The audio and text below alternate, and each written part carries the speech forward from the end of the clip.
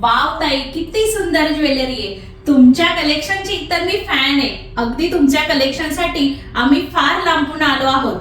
असा कस्टमरचा प्रतिसाद बघून आम्ही निघालो रॉयल आणि प्रीमियम ज्वेलरीच्या शोधामध्ये.